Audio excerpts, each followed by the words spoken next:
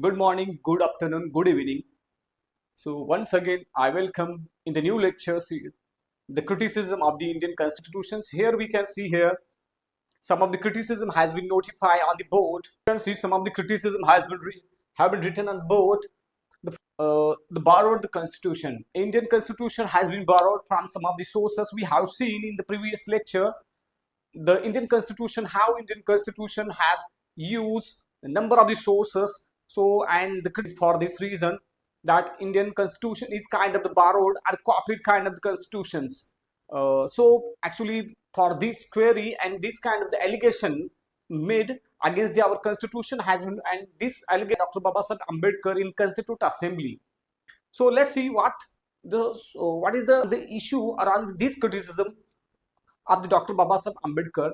So Dr. Ambedkar says that actually once again, if you see the history of the whole world or the constitutional history, the 100 years ago or 200 years ago, one of the first constitution had been written in the form of the American constitutions, and over the years, the human values, especially the human values, are the same everywhere, all over the world.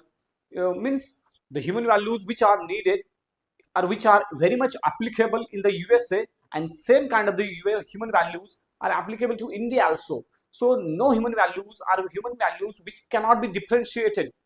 So same kind of human values has been implied or has been implemented or inserted in our constitution, and that not mean the copying or.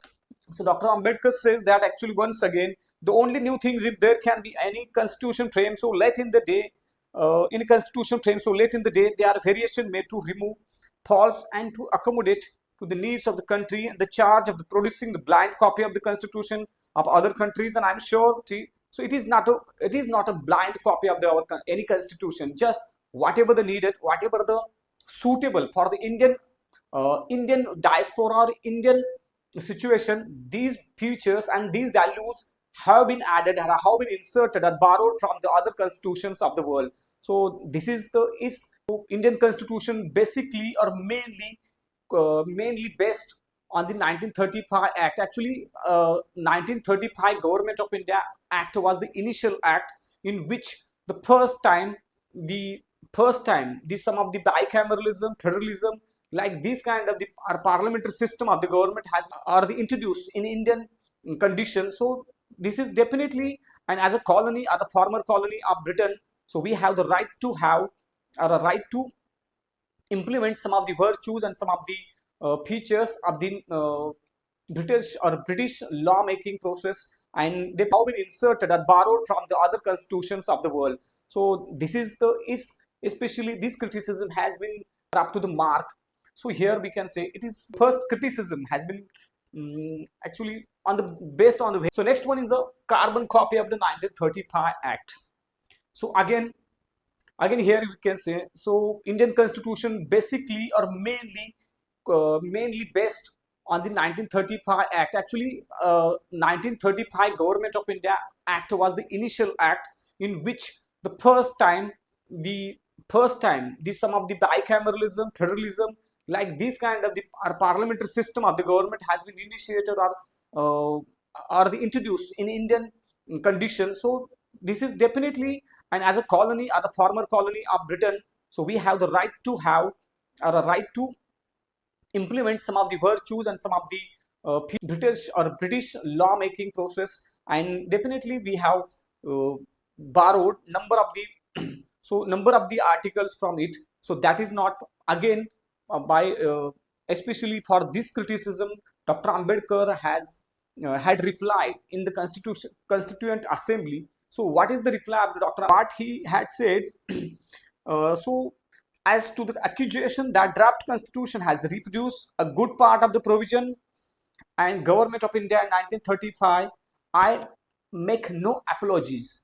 Dr. Ambedkar said here, I no apologies, means I will no apologies. There is nothing to be ashamed in borrowing. It involves plagiarism. Nobody holds any patent rights in the fundamental ideas of the constitution. So what I'm sorry about is that the provisions taken from Government of India Act 1935 relate mostly to the details of administration. So what is the answer and what is the reply of the Ambedkar here? So if you see, so nobody has the right or patent of any kind of the right on the fundamental rights. So here we can see what is very vital, very virtuous, and very important for the administration to be run in the future. And this kind of the features we have implied, we have borrowed, and this is not to be ashamed. This kind of the act, Dr. Ambedkar said, it not comes under the plagiarism. So this is why. So Dr. Ambedkar said that it is Indian and anti-Indian. So one of the constituent assembly members once said that actually he wanted to, means in his, we can quote him, we wanted to listen the music of the sitar and veena here, but we are listening music of the English band. These are the words was used or were used by the Hanmantaya, K. Hanmantaya, because what is wanted to he say, or what he wanted to say then. So he wanted to say here, so he wanted to have the Indianness in the constitution. Instead of the Indianness, he experienced the un-Indian un-Indian features in it. But overall, if you see that time, definitely we have the legacy, and most of the constituent assembly member were the at the English education system. Definitely they would, as we know that as a people, as a person, actually from childhood we have been in a certain education system, and actually we have the huge impact on our education system and us. So definitely assembly member went through the English education system, and definitely they definitely would have the impact of the English culture. So this is why sometimes we fail to introduce, sometimes we actually it is this can say that we need to talk and we need to understand here. So next one in the list is elephanta size. Again, Indian Constitution has been a huge monumental document. It's a huge document it is. So why the lengthiness, broadness, this bulkiness of our constitution has been like this? Because of the actual number of the causes for this. So first of all, one of the origin, we have borrowed our constitution from 1935 Act. Actually, initially 1935 Act is one of the longest law which was passed in Indian history, in modern history. So one of the earliest cause, the historical cause, 1935 Act was one of the cause. And second, the as far as India's geography is concerned, the area, if you see, the India is one of the largest area having country in the world, which number 7, today we are number 7 in the world. So that is mean, you can see here, so size of the country, size of the vastness of the country, as well as the diversity of our country is huge here. The huge kind of the diversity forces even force the constituent assembly member to have the different articles to be included, to be added for to inclusion of every section of society. Means, yeah, as we know that we are aware as a modern society, as a young Indian, we are aware of the fact that how many religions we have, how many caste, creeds, colors, and different kind of the cultures we have, and these people, especially these, forces us to have the maximum number of the articles. If you want to include or make inclusion of the all the sections of the society, definitely our vastness, our overall the bulkiness of the our constitution definitely would be there. When we compare to the American constitution, every American state has their own constitution and center has different constitution. So this is not the case. We have the single constitution for a whole nation here. So this is why our constitution is bigger than the other. So next one in the list is paradise of the lawyer. So definitely that time, actually, what is meant by paradise here? The heaven. Actually, heaven is the heaven of the lawyer. Lot of people, actually most of the, means 90% of the constituent assembly member had the educational background. So most of the were lawyers, judges, and most of the means some actually politicians and lawyers were in it, and most of the having the background of the barristers or lawyer, and most of them came from the England. They educated from the England, Cambridge and Oxford. So this kind of the education, this kind of the legal background they had, and this is why the complication actually definitely it would be very naturally here.